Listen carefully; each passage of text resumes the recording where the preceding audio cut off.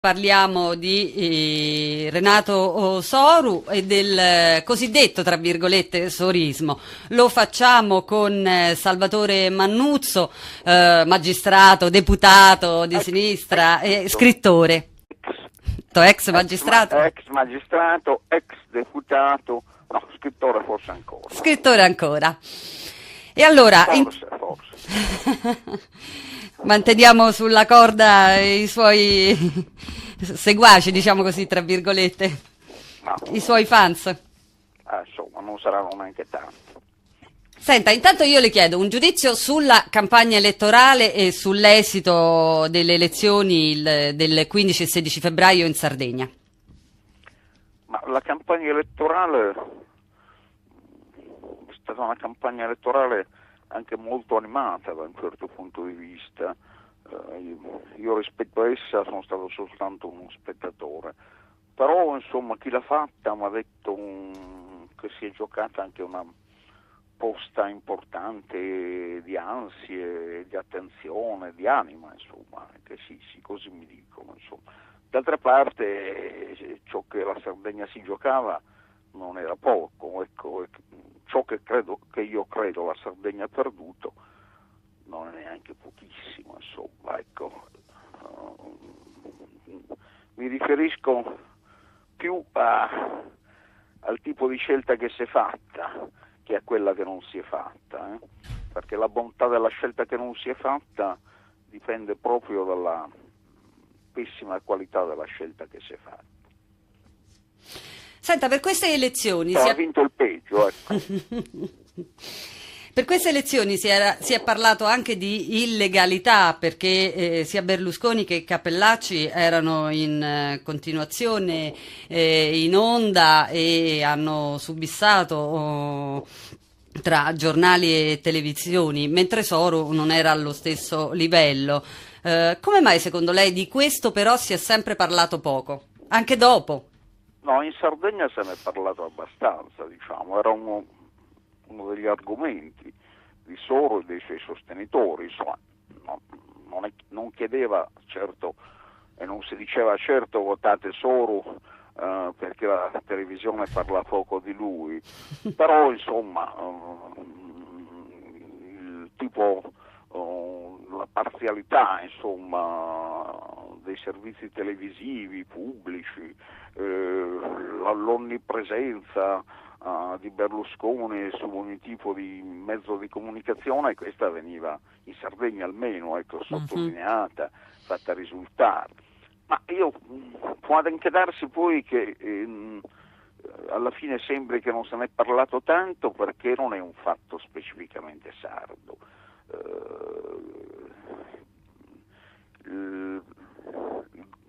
Le forze di maggioranza del paese, oggi anche in Sardegna, invadono ogni mezzo di comunicazione, insomma, molecolarmente c'entrano per tutti i nostri pori, insomma, ecco, trovano tutte le vie che vogliono, che noi non vogliamo, che loro si immaginano e che noi non riusciamo a immaginare per essere presenti in tutti i modi con la loro propaganda diretta o anche indiretta, che è la più importante, su tutti i mezzi di comunicazione.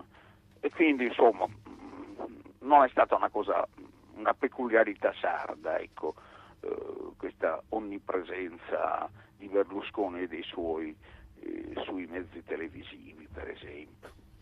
E allora, le volevo chiedere il commento su un altro fattore, anche questo nazionale e non solo sardo. L'intervento delle gerarchie ecclesiastiche, so che anche lei è intervenuto. Sì, io sono un cattolico praticante e insomma sono stato abbastanza scandalizzato e addolorato naturalmente. No, la cosa credo che sia andata così, almeno per quanto riguarda alcune zone della Sardegna, alcune diocesi. Berlusconi ha bussato a tutte le porte dei vescovi chiedendo di essere ricevuto mentre veniva a fare campagna elettorale. I vescovi o gli arcivescovi anche, ecco, con l'argomento dell'accoglienza che deve essere disposta a favore di tutti, noi riceviamo tutti, chi vuol parlare con noi ci riesce sempre, insomma, con questo argomento poi l'hanno ricevuto anche clamorosamente, la cosa è passata appunto per le televisioni e per i giornali, e quindi si è creata un'immagine di grande favore della Chiesa sarda nei confronti della parte politica di Berlusconi.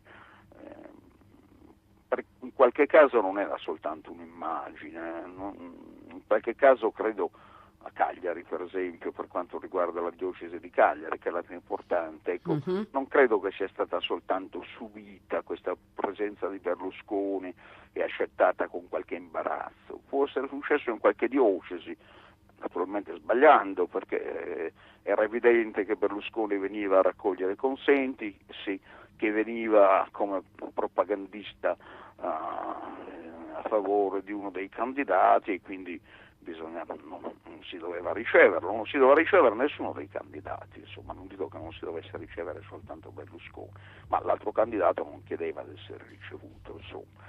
Ecco, in qualche diocesi si è subito, in qualcun'altra invece credo che si sia accettato di buon grado, insomma, addirittura forse insomma, in qualche caso, ecco, sollecitato, invitato il Presidente del Consiglio perché fosse presente.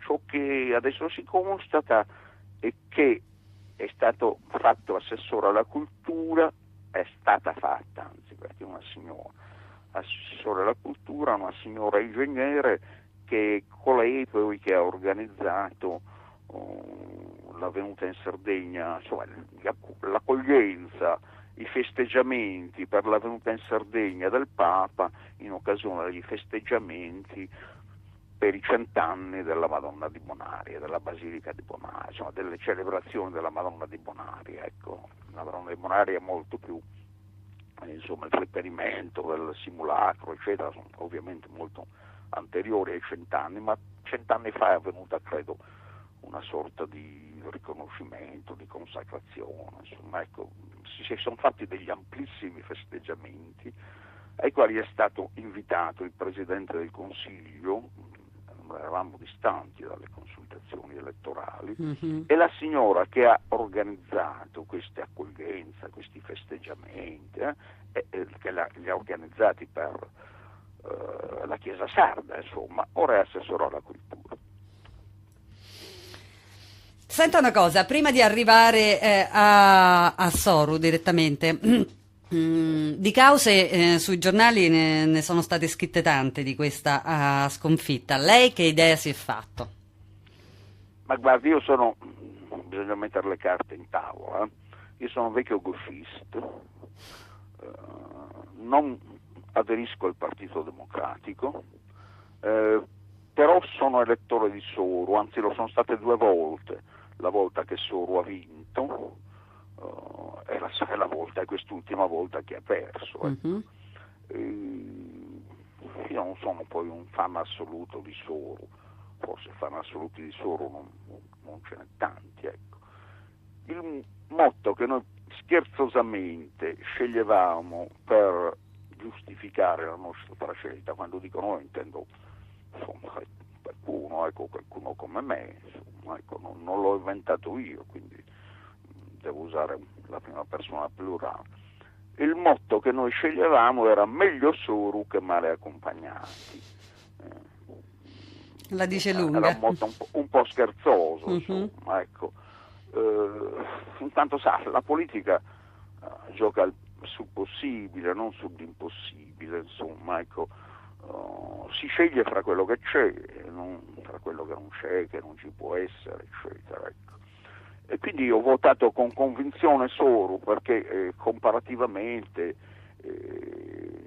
non c'era paragone, insomma, ecco, tra un governo dell'isola affidato a Renato Soru, il governo dell'isola invece affidato alla componente berlusconiana della società sarda, insomma, la destra, eccetera, ecco.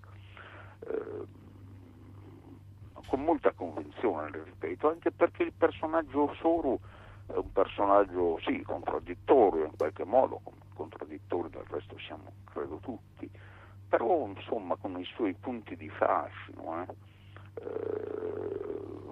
D'altra parte all'esperienza lui ha posto un grosso accento sulle questioni ambientali, anche insomma la politica relativa alle servitù militari credo che sia intervenuto in modo giusto più volte, insomma, nel senso proprio del rifiuto di questa grande stretta delle servitù militari che affligge la Sardegna. Beh, il caso della Maddalena, insomma, è conosciuto a livello nazionale. Sì, certo, ma sa, le servitù militari in Sardegna sono una cosa più estesa di quelle Certo. che subiamo, abbiamo subito, e in parte subiamo ancora naturalmente, ecco, perché c'è ancora una servitù grossa e si parla addirittura di una localizzazione di scorie nucleari in una caverna che c'è lì nell'isola di San Stefano, eccetera, insomma. Ma poi facendo l'inventario delle cose buone di Soro, insomma, lui ha operato un grosso risanamento del bilancio della regione, insomma, ha dato una frenata all'allegra stagione dei debiti, che era un costume dei nostri governanti, insomma, ecco. Quindi anche sul piano proprio della questione concreta, dei punti positivi del suo operato, dei riconoscimenti credo che li meriti, ecco. Ovviamente ci sono anche stati dei punti deboli nella sua gestione, direi soprattutto nel fatto che lui è stato molto incapace di mediazioni. Ora naturalmente non gli chiedevamo, io in particolare non gli chiedevo di non resistere ai vecchi andazzi, alle vecchie spartizioni, alle ragioni molto vecchie dei partiti. In fondo alla fine lo si è votato proprio perché sembrava qualcosa di nuovo rispetto a quel modello, ecco. Però alla fine chi vuol fare politica deve costruire qualcosa, ripeto, con quel che c'è, non quello che non c'è, ecco. Lui ha consumato, diciamo, un eccesso di rottura, ecco. E poi anche in molti casi in cui aveva ragione si è dimostrato poco capace di adoperare gli strumenti istituzionali. Non basta aver ragione e voler fare delle cose sostanzialmente giuste nel merito, occorre trovare anche gli strumenti istituzionali, gli strumenti giuridici giusti, perché poi altrimenti le controparti vanno davanti ai giudici e i giudici ti danno torto, ecco. Io credo che lui abbia anche peccato in difetto di capacità per quanto riguarda l'uso degli strumenti istituzionali, della mediazione istituzionale, quello che richiede appunto delle forme ineccepibili, insomma, ecco, soprattutto se si vogliono fare delle cose nuove, come le voleva fare Soro, insomma, ecco. Lui ha perso dei colpi poi quando ha perduto degli uomini, ha perduto alcuni dei suoi migliori uomini, alcuni degli assessori migliori, e li ha perduti perché chiaramente io come lettore, come estraneo al suo raggruppamento politico, ma come persona che comunque l'aveva votato, è chiaro che do colpa, non posso non dar colpa al suo modello di governo, insomma, che non è stato capace di conservare quelle articolazioni, ecco. Poi ha commesso il grosso errore di candidarsi a segretario regionale del Partito Democratico quando era presidente della regione, insomma, ecco, questo cumulo probabilmente, anzi sicuramente era eccessivo, un certo conflitto poteva esserci, ma al di là di questo è stato uno strumento dirompente, uno strumento di rottura, insomma, ecco. Insomma, io credo francamente che anche senza questa immagine conflittuale che il centro-sinistra, che la coalizione del centro-sinistra in Sardegna ha dato di sé, avremmo perso lo stesso. Malgrado il fatto che Soros si è ripresentato a chiedere i voti una seconda volta quando ha perso, avendo dietro una coalizione, diversamente da Veltroni invece che aveva scelto andare da solo. No, Soros non aveva mai scelto andare da solo, anzi voleva tenere in piedi tutta la sua coalizione, e in questo sicuramente aveva ed ha il mio consenso. Io credo che comunque, anche senza questa immagine conflittuale, avremmo perso, perché veramente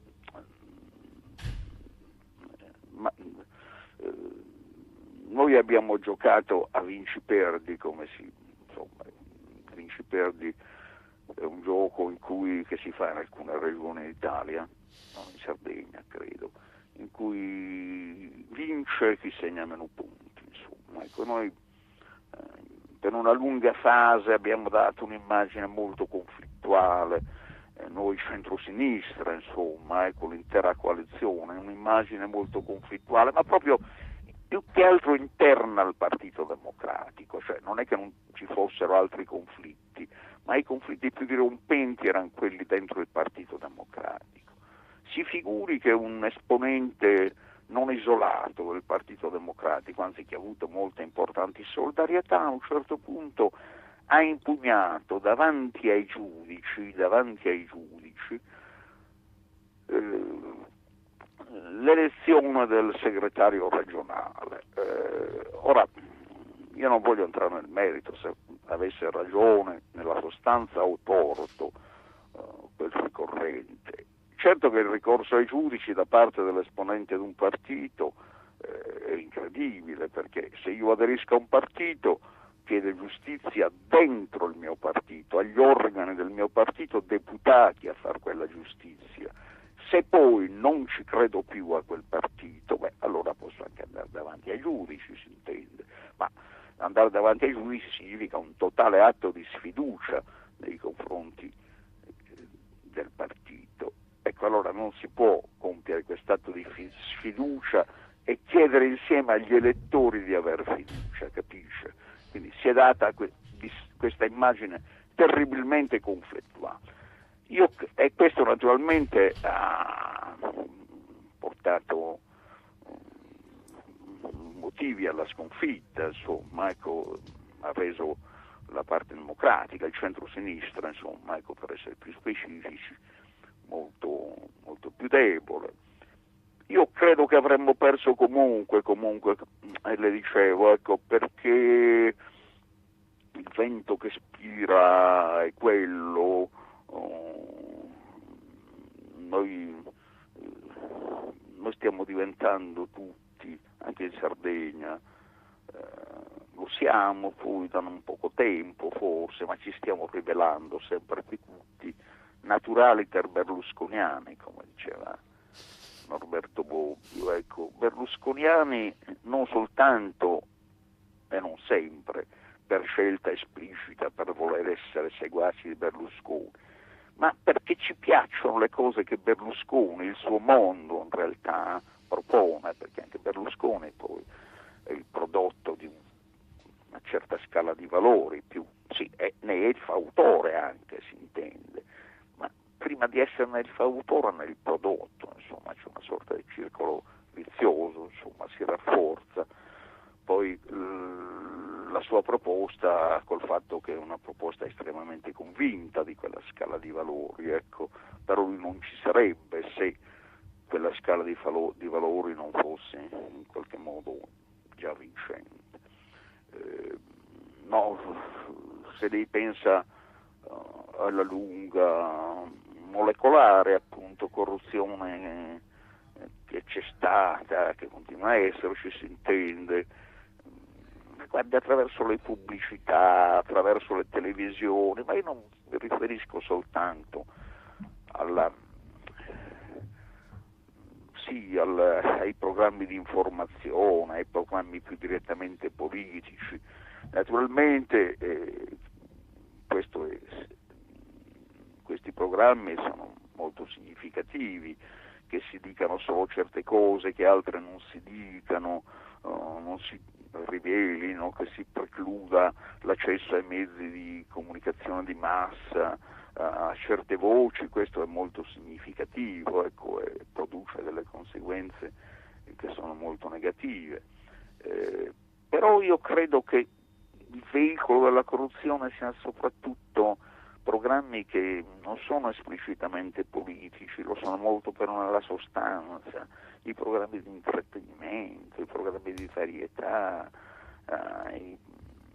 non so, la televisione verità, talvolta quella che chiamano così, l'isola dei famosi, mettiamo, ecco, insomma, cose così, ecco. No, non posso dirne di averne visto tanto, ma benché appunto forse meritassero e meritino più attenzione, perché parlano molto di noi, io credo. Però ecco, per quel che ne ho visto, per quel che ne vedo, il resto non occorre neanche accendere la televisione, basta aprire le pagine di un giornale, guardare le pubblicità, proprio le pubblicità, guardare anche la pubblicità televisiva negli intervalli tra un programma e l'altro, ecco. Cioè, se non capisco male, sui costumi, tutto ciò che si va a innestare sui costumi degli italiani. È un modello di umanità quello che si sta affermando, è una scala di valori, è un insieme di valori, questo che si sta imponendo, che poi ha come conseguenza poco evitabile, insomma, un modello politico come quello che si è affermato, ecco, questo io voglio dire. E questo forse voleva dire Norberto Bobbio quando diceva naturaliter berlusconiani. Berlusconiani per nostra natura prima che per nostra scelta. Naturalmente non è stato un cataclisma naturale, insomma, la volontà degli uomini e delle donne c'entra anche, insomma, c'è entrata in passato e può entrarci anche adesso, insomma, io non dico che non c'è più nulla da fare, ecco, questo deve essere molto chiaro, insomma. Si può sempre reagire, benché appunto adesso ho l'impressione che siamo un organismo politico, quando dico siamo intendo proprio noi come collettività, come italiani, come sardi anche, insomma un organismo politico con la pancia abbastanza molla, ecco, in cui insomma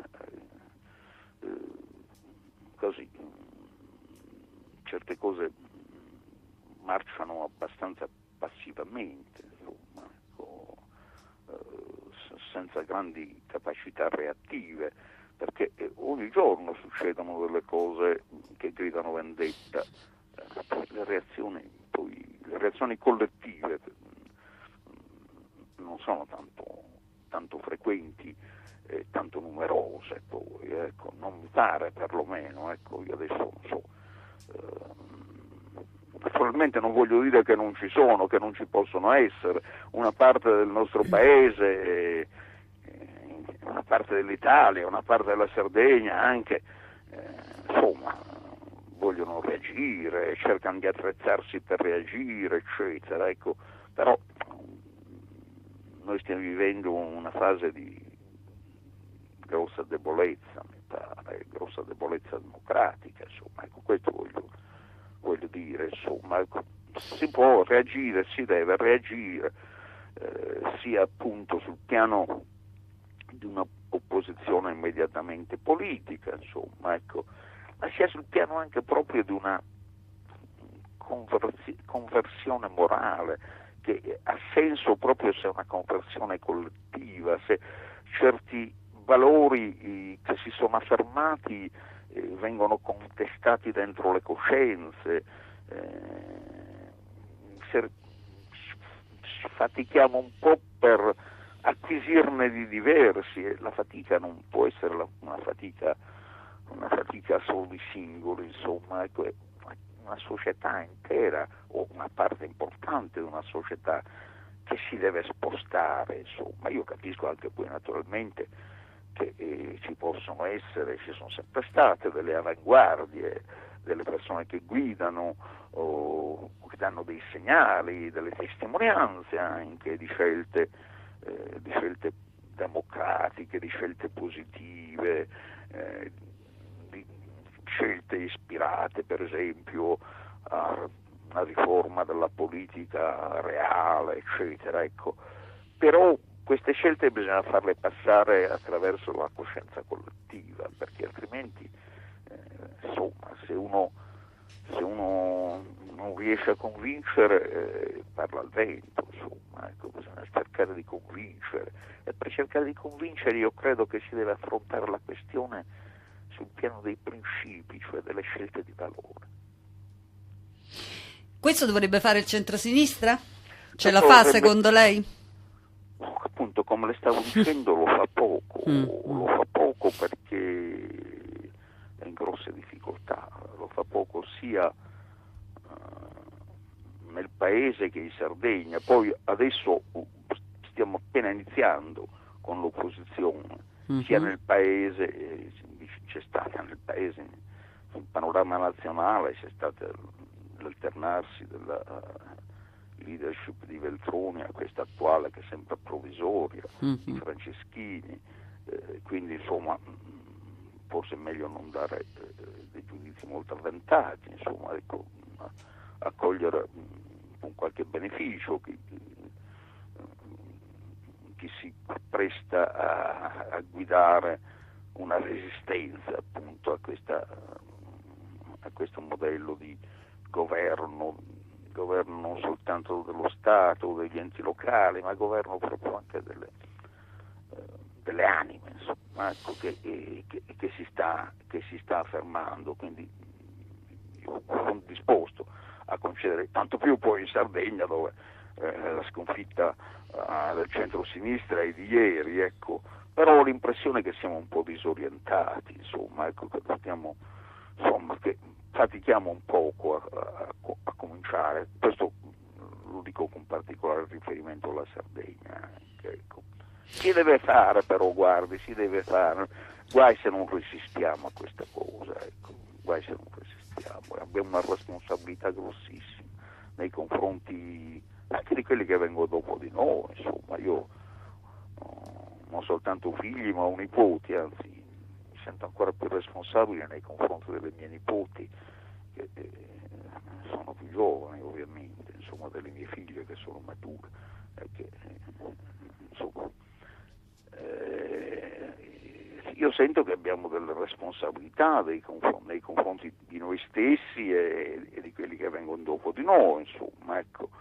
Quindi guai a non resistere, guai a non trovare i modi anche per resistere, ma io penso che sì, è chiaro che le iniziative di resistenza sono individuali, la proposta va fatta, i vagoni corrono perché c'è una locomotiva che li tira, però l'aggancio con i vagoni non bisogna realizzarlo, insomma, perché altrimenti i vagoni restano fermi sui binari e la locomotiva marcia da sola. Sardegna Democratica può aiutare? La nuova associazione? L'associazione di Soro, io non lo so, ecco, io credo, ripeto, io la considero, come si usa dire, res inter alios acta, cioè una cosa che si gioca fra persone diverse da me, insomma, perché io non sono un aderente al Partito Democratico, non sono aderente alla Sardegna Democratica che si presenta come un'articolazione del Partito Democratico. Io credo che Sardegna Democratica dovrebbe essere un'articolazione molto interna al Partito Democratico, perché non credo che sia vantaggioso sfondare i partiti, ecco. Io credo che sì, i partiti vanno raddrizzati, questo è evidente, però con un forte spirito unitario, proprio perché se giochiamo come gli Orazzi e i Curiazzi, no? Cioè se ci presentiamo divisi allo scontro veniamo infilzati uno dopo l'altro, insomma, quindi bisogna cercare di restare insieme, di trovare dei comuni denominatori. Ecco perché uno come me, che ha ragioni e principi che sono differenti da quelli del Partito Democratico, ha una storia ben differente, insomma, e le ho detto che sono un vecchio gauchista, però io credo molto a questa unità di una coalizione molto pluralistica, naturalmente, ecco, un'alleanza che riguardi idealità anche molto diverse fra di loro. Ecco, io credo appunto che, facendo l'esempio dell'esperienza nazionale, io credo che si sia molto sbagliato quando si è rotta la coalizione, ci si è presentati da soli davanti all'elettorato. Io credo che invece si dovesse far crescere la coalizione, che anche oggi si debba far crescere la coalizione, riuscire a trovare alleanze anche con persone molto diverse da noi, però tutti insieme per resistere a una situazione che stringe molto e che è molto nociva da un lato, e dall'altro per affermare delle ragioni comuni che non sono soltanto negative, ma che sono anche positive, ecco, che sono le ragioni che sono i sì che ci fanno dire quei no, ecco. Ci sono dei sì comuni, credo, a persone di idealità anche molto diverse, e allora questi sì si devono risaldare dentro il centro-sinistra. Questo è avvenuto in fasi molto difficili per il nostro paese, con l'antifascismo, con la resistenza, con i comitati di liberazione. Ora, naturalmente, non è che voglia comparare quei tempi antichi ormai, speriamo antichi, ai tempi che stiamo vivendo. No, questa comparazione non la voglio fare, non si può fare. Però io credo che quell'esempio di unità di diversi lo si deve adoperare, insomma, ecco, si può riprodurre, si possono riprodurre scelte che seguono quella linea. Questo io credo che si possa fare sia sul piano nazionale che in Sardegna. Quindi se Sardegna Democratica, il raggruppamento di Soru, riuscirà a far questo, a proporre scelte aggreganti e insieme democratica, insieme di resistenza democratica e di proposta democratica, io credo che sarà una cosa positiva, ecco. Se invece produrrà delle rotture, allora no, allora, come quando per esempio si è candidato a segretario regionale del Partito Democratico, essendo presidente della regione, ecco, se il precedente deve essere quello, allora io credo che non sarà una cosa buona questo raggruppamento. Se invece questo raggruppamento serve a unire, serve a realizzare una piattaforma comune di proposta, perché l'opposizione ha poco senso se dice soltanto no, deve essere capace anche a dire di sì, deve essere capace anche a dire che si vogliono fare cose diverse e quali però, deve porre sul tavolo delle scelte di merito l'opposizione. Ecco, se queste scelte di merito di Sardegna Democratica saranno quelle positive e del resto appunto anche in linea con le scelte, non poche scelte positive del governo Soru, e se si riuscirà a farle diventare ragioni di massa, insomma ragioni collettive, non dico dell'intera collettività sarda, questo è impossibile, insomma, ma allargare la fascia dei consensi su queste ragioni, allora sarà una cosa positiva, insomma. Sta iniziando questa cosa di Sardegna Democratica, la partita è tutta da giocare, insomma, io lo guardo con curiosità e con speranza anche, ma naturalmente non sono dei loro, ecco. Senta, Soros stesso ha detto che Sardegna Democratica deve essere comprensiva del centrosinistra, dell'intero centrosinistra e del sardismo. Io a questo punto le chiedo, esiste ancora, rispetto a quello che ci diceva anche prima, esiste ancora il sardismo e che cos'è? Ma guardi, il sardismo ha delle ragioni positive molto forti e soprattutto delle ragioni positive se ci si mette in un'ottica sarda. Io non so se uno da fuori che non conosce la nostra storia, la nostra vita, le può apprezzare subito queste ragioni positive. Qui in Sardegna c'è un forte senso della propria identità, un senso che sta diventando quasi radicale in momenti in cui proprio l'identità è in crisi. Io sostengo che l'identità sarda, come del resto tutte le identità, oggi è in crisi, perché stiamo attraversando una crisi di senso molto grave, è tutta l'umanità che la sta attraversando, e anche quindi che genera crisi di identità, tutte le identità vanno in crisi. Se una identità era molto forte come quella sarda, la crisi è molto dolorosa, ecco. Quindi si pronunciano anche degli esorcismi negando questa crisi dell'identità sarda, come che se pronunciare un esorcismo bastasse a restituirci una identità. Questo è il nostro punto di debolezza. Però ecco che questo senso dell'identità sarda, questa nostalgia della identità sarda, questa speranza della identità sarda, ecco, queste sono ancora molto vive, non se ne può fare a meno, ecco, non se ne può fare a meno, non si può parlare ai sardi e parlare fra sardi, dentro i sardi, se non si tiene conto anche di questo. In questo modo forse si può dire che siamo tutti sardisti qui in Sardegna. Il sardismo storico però è un'altra cosa, ha avuto degli straordinari meriti, se li pensi a una figura come quella di Emilio Lussu, insomma, che è stato uno dei padri della Repubblica, oltre che uno dei padri della cultura autonomista, della nuova cultura della Sardegna, insomma. Quindi dei grandi meriti la cultura sardista, insieme però ci sono stati col tempo e anche, diciamo, anche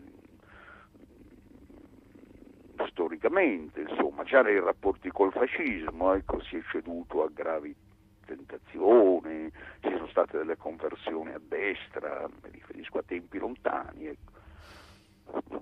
La storia si riproduce sempre più in farsa, anche se era tragica, e ora c'è questa farsa di questi sardisti che vengono candidati dalla Lega, oppure sì, appunto, oppure candidati da Berlusconi, che sono alleati di Berlusconi, contraddicendo tutta un lascito, un'eredità importante politica che appartiene a loro, ma non soltanto a loro.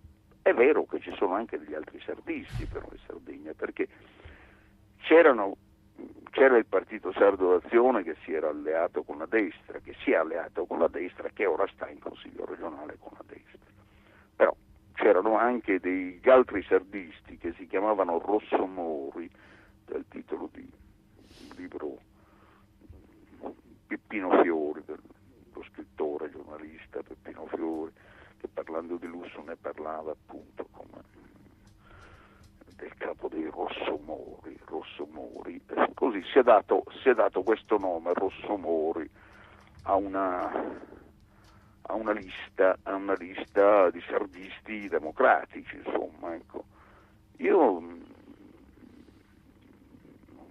un po' dalle mie speranze si appuntano anche su di loro, insomma, ecco, cioè non è che tutto il sardismo è ad metalla, è svenduto, è finito, è mistificato dentro lo schieramento berlusconiano, ce n'è anche fuori, c'è una parte significativa, interessante del sardismo che è memore delle sue tradizioni e che sta con la democrazia, che sta con la parte democratica dello dello schieramento politico, insomma, ecco. Io credo però che sia molto importante che i sardisti capiscano, ma credo che lo capiscano, insomma, i migliori di essi sicuramente lo capiscono, ecco, che la partita non si può giocare in Sardegna, insomma.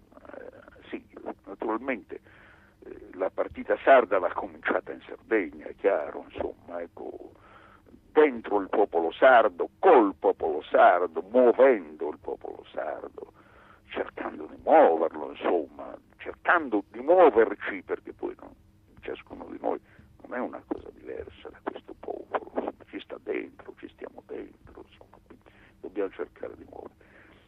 Però poi le grandi sorti di questa partita non sono neanche nazionali, insomma, sono internazionali, ecco, quindi sono grandi scelte epocali che vanno fatte e alle quali ci si deve agganciare.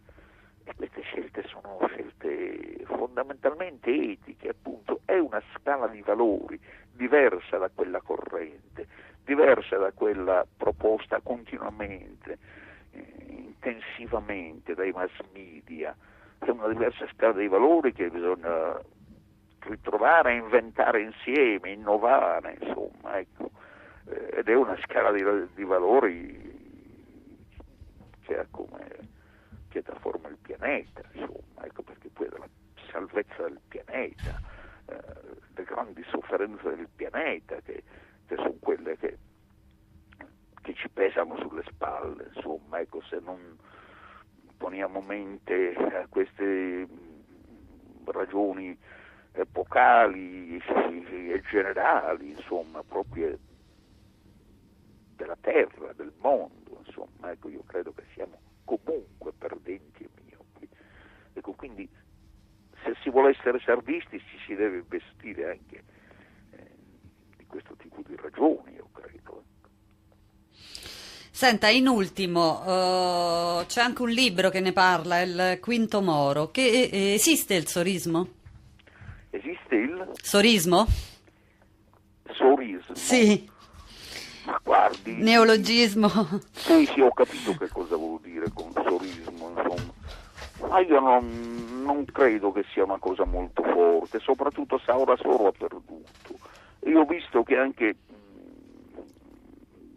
non so, persone, fasce di gente che opportunisticamente, insomma, ecco, stavano dalla parte di Soro, ora hanno preso le distanze anche con una certa vivacità, insomma, ecco. Può darsi che questo sorismo esistesse, o perlomeno avesse una maggiore corposità quando Soro era vincente, quando aveva cominciato a vincere, quando ancora non si era disgregata la sua proposta, che poi nella immagine che la gente ne aveva si è un po' disgregata. Se adesso esiste è una cosa pericolosa, perché tutte le cose, tutti i movimenti politici che si intitolano al nome di una persona vanno considerati con molta diffidenza. Noi democratici preferiamo chiamarci con nomi più universali, che quelli del nome stimabilissimo di una persona che può meritare anche consensi per tante cose, insomma, ecco. Quindi io credo che il sorismo sia un nemico di Soro, in realtà, ecco, se lui vuol far politica a livelli di capacità di persuadere e di capacità di fare, di realizzare importanti, ecco. Io fossi Soro mi guarderei abbastanza dal sorismo, ma credo che credo che sia una cosa un po' marginale, insomma. Non mi pare che grandi personaggi politici siano soristi, ecco. Anche gli amici di Soro, ecco, mi riferisco alle persone che contano, ma quelli che non contano, poi portaborse ce ne sono dappertutto, eccetera, insomma. Ma anche coloro che considerano la presenza politica di Sorokin un fatto positivo, molto positivo. Se sono persone di valore, però distinguono e cercano di parlarne con distacco, quindi apprezzando le cose positive e criticando invece le cose negative. Ecco, quelli che si limitano invece a dargli ragione, può darsi che lui siano piaciuti, o può darsi che ancora continuino a piacerli, ma se io potessi parlargli lo pregherei proprio, insomma, di fidarne, ecco, di non farsi forte di consensi simili. Io la ringraziamo Salvatore Mannuzzo, che ricordiamo già magistrato, già deputato e scrittore. Io ringrazio lei e i vostri ascoltatori per l'attenzione. Stia bene.